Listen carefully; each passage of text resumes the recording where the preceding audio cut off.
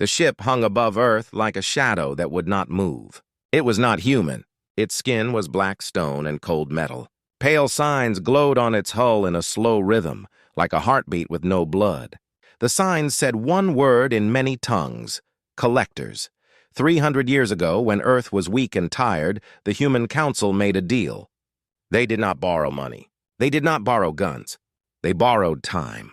1 hour taken from the far future and given to the past. In that hour, a trapped fleet escaped. In that hour, Earth lived. The contract wrote a simple price: return equal value, or the collectors will extract 1 hour of our future each day. The day to pay had come. Commander Sarah Qureshi stood in the control ring of Kestrel Station. The station circled Earth like a silver coin. Around her, screens showed the blue planet, white clouds, and the black ship that waited without fear. A red timer bled down on the main display. 11:59. Barzo Alven 58. Her crew spoke in low voices. They were good at fear. They put it in a box and worked around it. The station AI gave soft reports. Earth slept under long rivers of cloud. Sarah did not blink. She remembered her grandfather's words. Borrowed time is not a gift. It is a weight.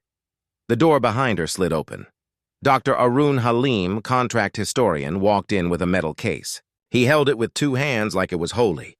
He set it on a table and clicked the latches. Inside was a glass slate, cloudy with age. Alien runes cut the surface. Human notes scratched the edges.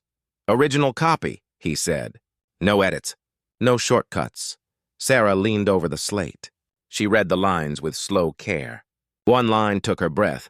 Equal value returned by hour or by savings proven. She lifted her eyes. Savings proven? Aaron nodded once. They accept payment as saved time. Not only our time. Time saved across their trade network, too. If we can show it, the debt is paid. Outside, the collector ship unfolded. Plates moved like a black flower opening to the night. A voice pressed itself into every channel. It was cold and exact, Terran signatures. Prepare for extraction. Extraction meant this: 1 hour stolen from human future each day for 100 years. Planes would land late. Surgeries would slip. A last goodbye would miss the last breath. Humanity would feel a hunger inside every clock. Sarah felt the weight of that hunger. She looked down to the slate again. A tiny footnote hid near a crack. The ink was thin and shy. Savings proven may be aggregated through process improvement across guild lanes. She smiled, small and sharp. They run a giant time bank, she said. And their bank is slow, Aaron frowned. We have minutes, not years. Then we make minutes count, Sarah said. We make them feel the savings now. She opened a channel to the drive ring. Engineering, wake the old tools. Down in the ring, men and women rose from their chairs. They drank cold coffee. They pulled cables. They spoke in quick words. They opened dusty ports the station rarely used. They fed human code into alien paths with careful hands and strong nerves. Pick one relay, Sarah said. Something that hurts them every day. Aaron pointed at a guild map. Here, a relay that echoes messages. It doubles traffic. It has for years. Fix the echo, Sarah said. Fingers danced. A small patch slid into the relay. The echo died. The queue shrank. On 1,000 ships, messages arrived on time for the first time in a long time. Numbers fell across the Kestrel screens like soft rain. Delay, down. Throughput, up. Pilots cheered on open bands without knowing why. A miner called it a miracle. A medic whispered a thank you. The collector voice pushed back, sharper now. Terran Station, you are interfering with guild operations. Aaron raised his hands, though the voice could not see. We are improving your operations, he said. He tapped the slate. Clause 13. Savings proven. Sarah sent a clean packet to the black ship. It showed before-after graphs. It showed time saved across many lanes in simple lines and simple words. Silence followed. The black ship dimmed, as if it had gone inside itself to think. The timer kept falling. 05:14. Train. Then the voice returned. Savings must be audited at core. Come to the core ledger. Submit to judgment. Arun looked at Sarah. They want a trial. They will get a trial, she said. But we do not arrive empty. Second fix? He asked. Second fix, she said. Engineering targeted a jump gate with phase drift. Too many ships slipped and had to realign. The patch was simple, a tiny phase check before each jump. The gate hummed. Drift fell. Lanes smoothed. More minutes saved. The graph climbed like dawn. The collector voice cut the air. "Further interference will void your plea," Aaron whispered. "He is bluffing." "He is angry," Sarah said. "Anger is slow." She sent all logs to the black ship. She printed the numbers on the big screen for her crew. Every person on Kestrel saw the rise. 3 minutes saved. 12, 27, 01. The debt was an hour. They were halfway there in less than 10 minutes. The timer bit down to teeth.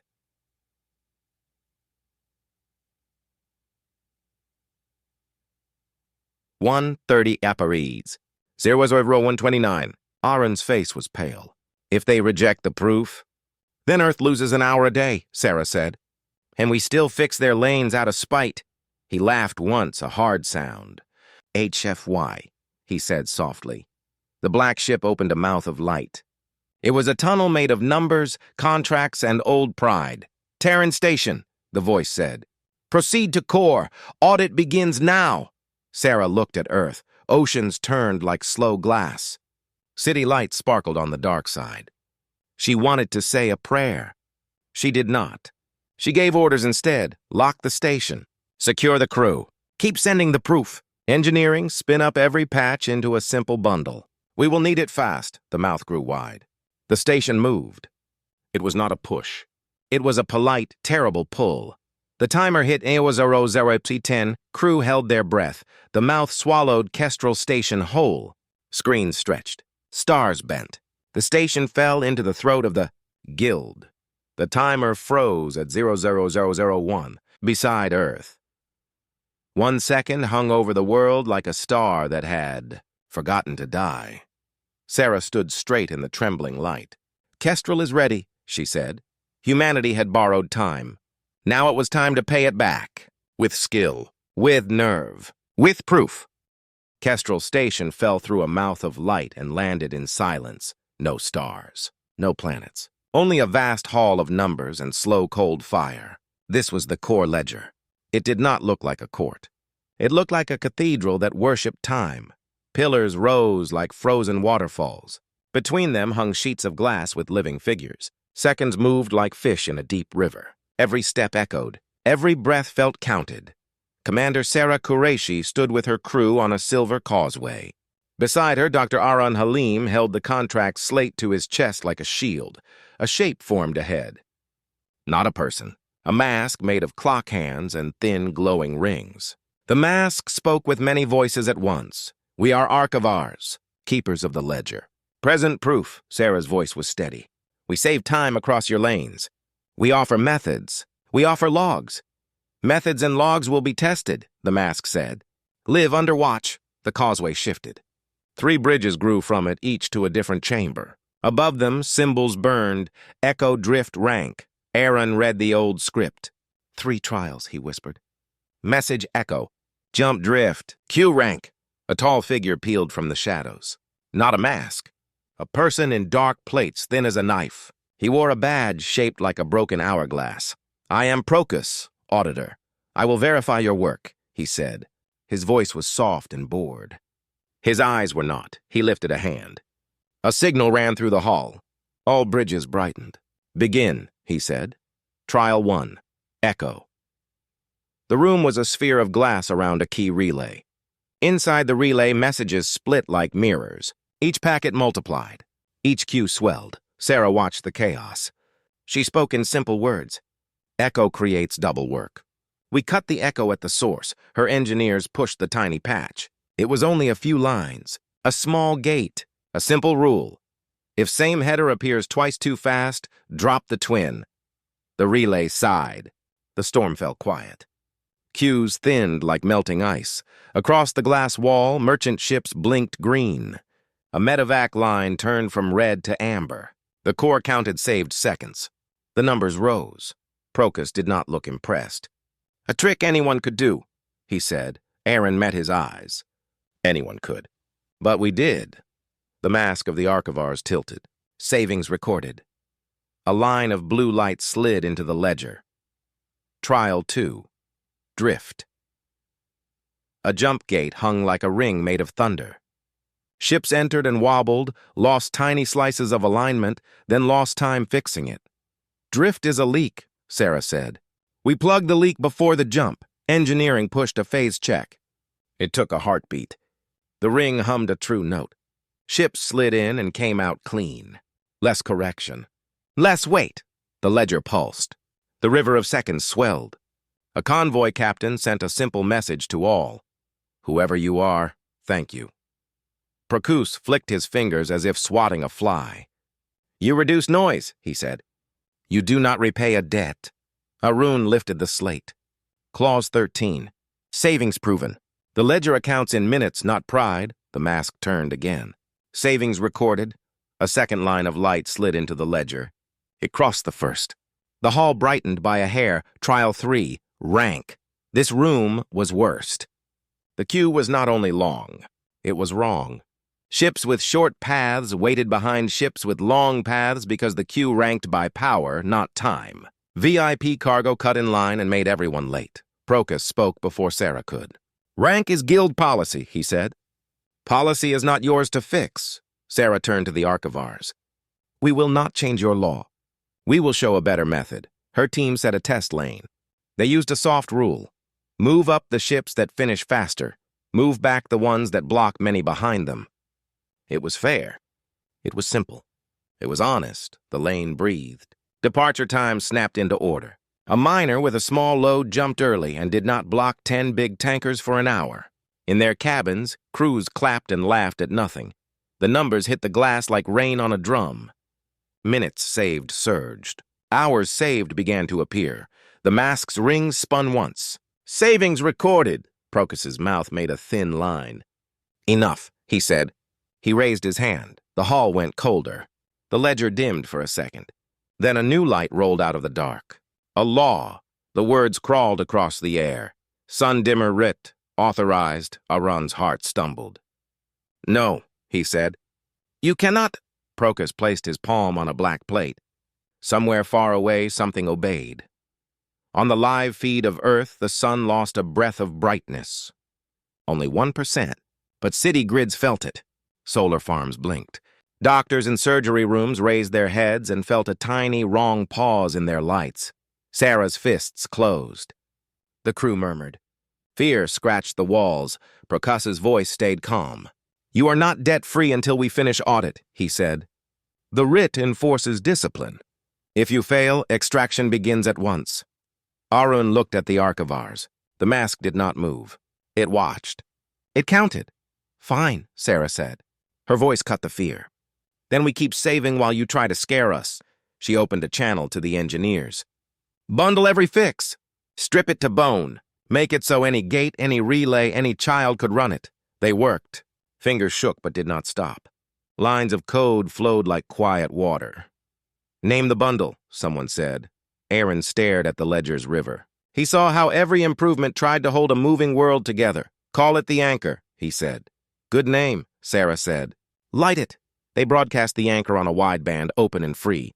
No lock, no fee. No gatekeeper. 1,000 stations saw it. 10,000 hands tried it. The hall of numbers shivered. All over the guild, small lights turned green. A courier on the rim cried. A hospital ship shaved 10 minutes off a jump to a plague moon. A freighter captain put his feet up and whispered. Finally, the ledger roared. It did not make sound, but the air felt full. The saved minutes raced like a flood. In the core hall, the sheets of glass flushed with tall, bright bars. Procus's eyes widened, just for a breath. Then they went flat. He touched the black plate again. Nothing happened. The archivars spoke. Audit continues. External coercion is outside ledger scope. Savings are real. The mask turned to Sarah. Provide proof of method transmission. Aaron held up the slate and the broadcast log. Open code. Signed with Kestrel keys. Verified by remote stations.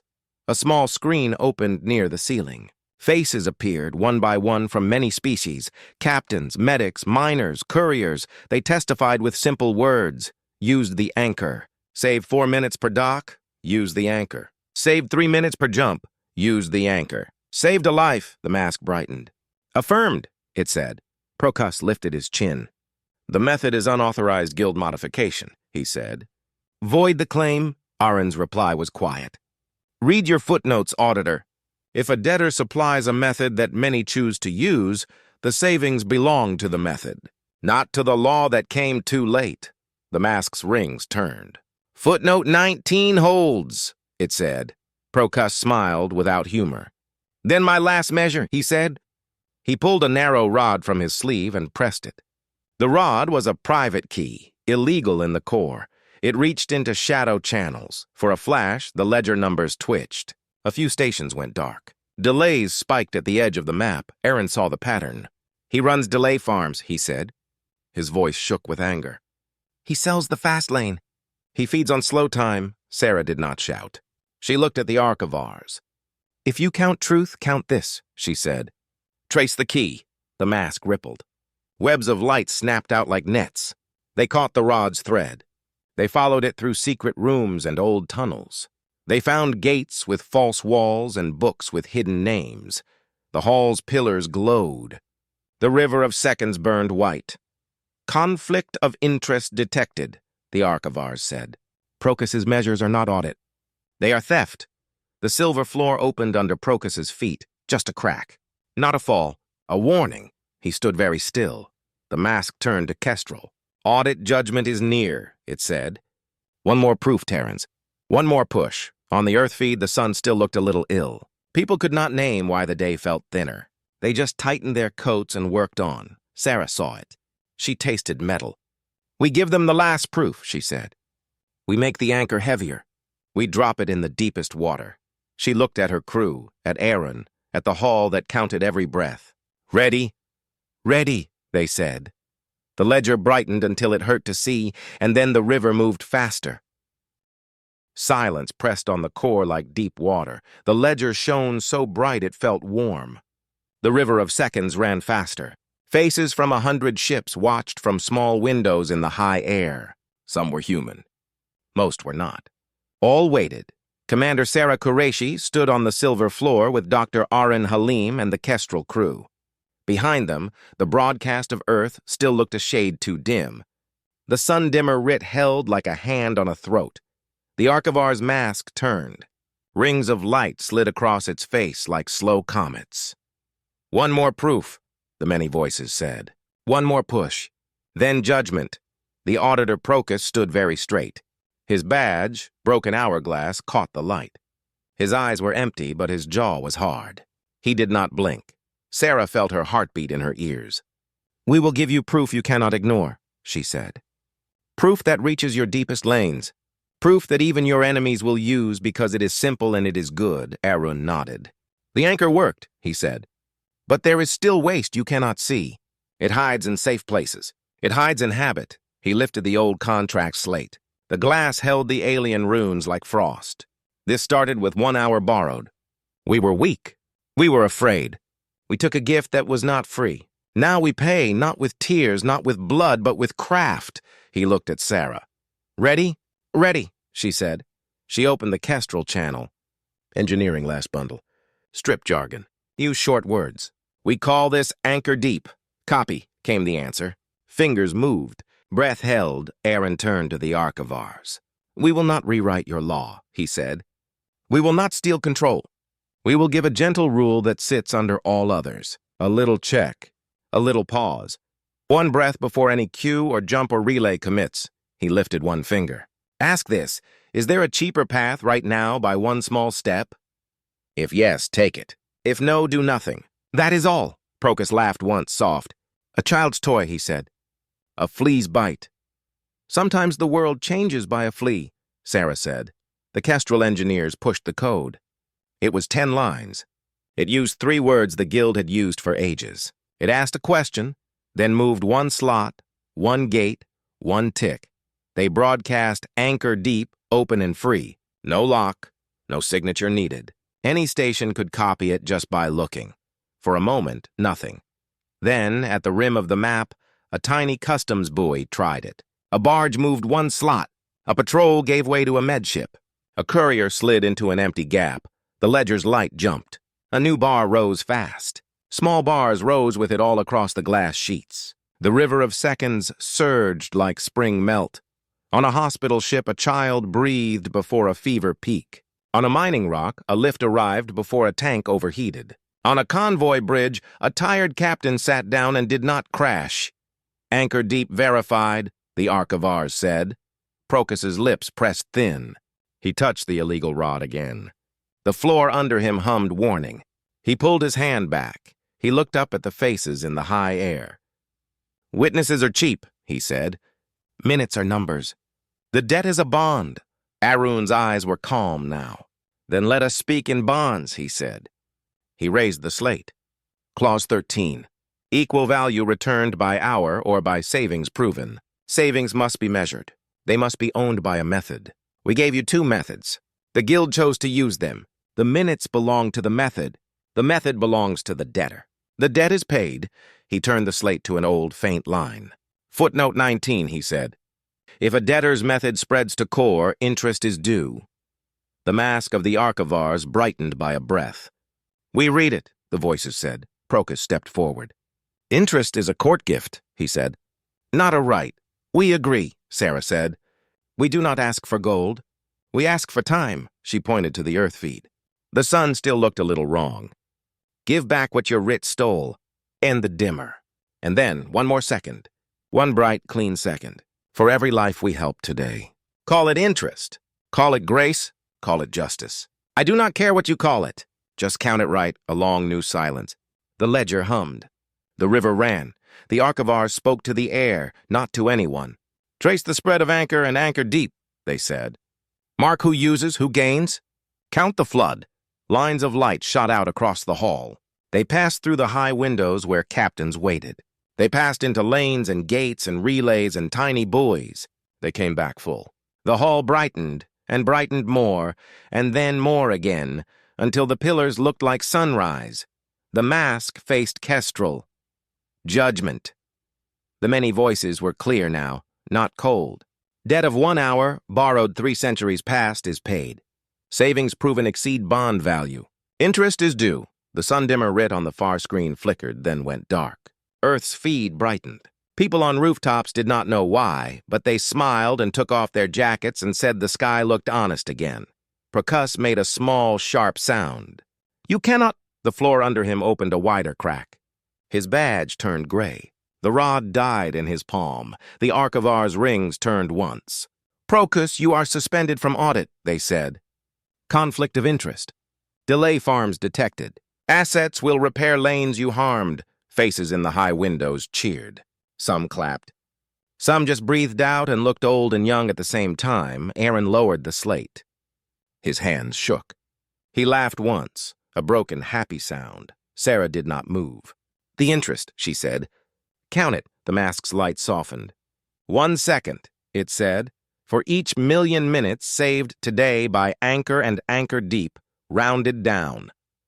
Bars raced across the glass. Numbers rolled. The river sang. A small counter appeared in the air over Earth's feed. Interest return, 00001. It climbed, it slowed. It stopped at 0009. 9 seconds, a tiny number, and also not tiny at all. The counter winked once. It waited. Sarah looked at the frozen memory inside her head. The timer on Kestrel in Earth orbit stuck at Rio 1 when they left. 9 seconds, Aaron said softly. For every baby that lived today. For every last goodbye made on time. For every ship that did not burn in drift. Procus took one breath like a hiss. You made enemies, he said. The guild is wide. Not all are archivars. Sarah's eyes were tired and bright. Then let them come on time, she said. We like a fair fight. The archivars turned to the high windows. Anchor and anchor deep are now core standard, they said. Open, free, and signed. Let the lanes run clear. They faced Kestrel. Terrans, return home. A door opened in the air. Not a mouth of force. A clean door with clean edges, like a promise made simple. Sarah looked at her crew. Pack it up, she said. Take copies of everything. Shake hands if they offer. Aaron stepped to the edge of the causeway. He bowed to the Archivars, not low, not high. Thank you, he said. For counting true, the mask bent a fraction. A gesture from a cathedral of time. Kestrel Station moved through the door. The core ledger fell away like a dream at dawn. Stars unfolded. Earth swelled blue and white, and the sun was strong. In the control ring, the old red timer waited at 0DD01. It ticked. Then the interest counter, small and proud, appeared beside it. 9. The numbers were not music, but everyone felt a song. Sarah stood with her hands on the rail. She spoke to every channel and to none. Humanity borrowed time, she said. Humanity paid it back with interest. Keep the methods open, fix what is slow, count what is true. That is our crown. Kestrel turned above the bright earth. In far lanes, ships moved like schools of fish through clear water. In the core, silent pillars held a new rule like a lantern, and a child, somewhere far away in a collector city, watched a courier arrive early for the first time in her life and whispered, in a small, brave voice, "Thank you, Terrans.